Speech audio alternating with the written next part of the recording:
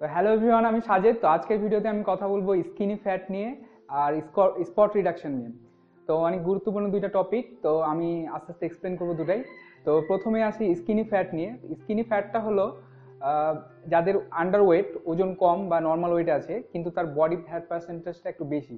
তো fat percentage বেশি মানে দেখা যাচ্ছে যে তার ভুঁড়ি আছে বা হাতে ফ্যাট বেশি, বা তার গালে ফ্যাট বেশি, বা দেখা যাচ্ছে তার থায়ে বা হিপে ফ্যাট বেশি আছে। তো এক্ষেত্রে করে কি, সেটা খারাপ কিছু না, আনহেলদিও না। তো সেটাকে ফিট করতে অনেক সময় করে কি ওয়েট লস ডায়েট ফলো করে।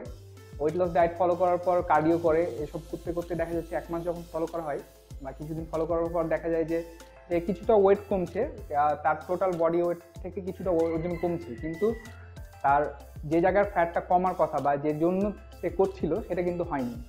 কারণ আমাদের বডি স্পেসিফিক কোনো পার্টকে টার্গেট করতে পারে না। তো এখন কথা হচ্ছে আমার টোটাল বডি থেকে ফ্যাটটা কমলো। তো এক্ষেত্রে এটা থেকে পরিত্রাণ পাওয়ার উপায়টা কি? উপায় একটাই, সেটা হচ্ছে যে রেজিস্ট্যান্স ট্রেনিং করতে হবে, আর খাবারের মধ্যে প্রোটিন বাড়াতে হবে, ক্লিন খেতে হবে। তো রেজিস্ট্যান্স ট্রেনিং হচ্ছে যে ফ্রি ওয়েট এক্সারসাইজ অথবা বডি ওয়েট এক্সারসাইজ। তো ফ্রি ওয়েট এক্সারসাইজ সেগুলো হচ্ছে পুশ আপ, তার স্কোয়াট, তারপরে ক্রাঞ্চেস, এসব যেগুলো শরীরের চাপ দিয়ে বা শরীরের প্রেশার দিয়ে যে ওয়ার্কআউটগুলো করে সেগুলো বডি ওয়েট ওয়ার্কআউট।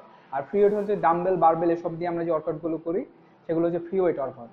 তো জিমে যেতে হবে, এই ওয়ার্কআউটগুলো করতে হবে, আর খাবারের মধ্যে প্রোটিন বাড়াতে হবে। তাহলে এটা থেকে আস্তে আস্তে আমাদের মাসেলটা বিল্ড হবে এবং আস্তে আস্তে সেই ফ্যাট পার্সেন্টেজটা কমে আসবে। কার্ডিও করলে এন্ড অফ দ্য ডে এটা থেকে কোনো পরিত্রাণ পাওয়ার উপায় নাই। এবং অবশ্যই তাকে ক্যালোরি ডেফিসিটে না গিয়ে, আর এই ক্যালোরি রেস্ট্রিকশনে না গিয়ে যেটা মেনটেন ক্যালোরি সেটাই ফলো করতে হবে। প্রয়োজনে কিছু বাড়াতে পারে। তো অবভিয়াসলি যেটা ক্যালোরিটা বাড়বে সেটা অবশ্যই প্রোটিন থেকে আসা দরকার, যাতে টোটাল ডায়েটের 30% প্রোটিন থাকে। এবার আসি স্পট রিডাকশনের কথা নিয়ে। স্পট রিডাকশন হচ্ছে যে অনেকে বলে আমার গালে ফ্যাট বেশি বা আমার হাতে ফ্যাট বেশি, সে কিছুটা ওভারওয়েট, স্লাইটলি কিছুটা।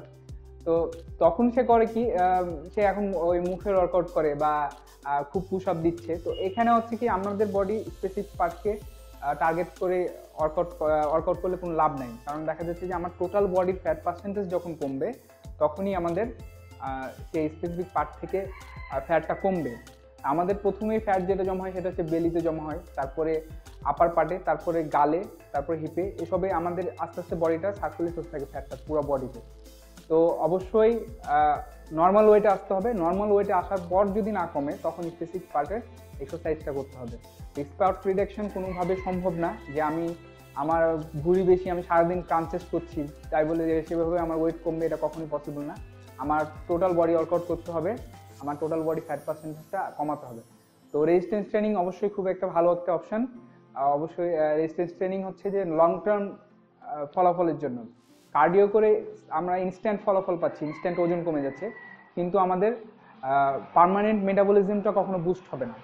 তো এটা বুস্ট না হলে আমরা পরবর্তীতে লাভ নেই। আমরা দেখা যাচ্ছে যে আবার যখন নর্মাল ডায়েটে ফিরে আসবো তখন কার্ডিও অফ করে দিব, তখন আবার আমরা ওয়েটটা গেইন করে ফেলতে পারি। তো মাসল যত হবে তত বেশি আমরা সিকিউর থাকবো পরবর্তীতে ওজন কমানোর পর বা স্পেসিফিক পার্টে ফ্যাট কমানোর পর।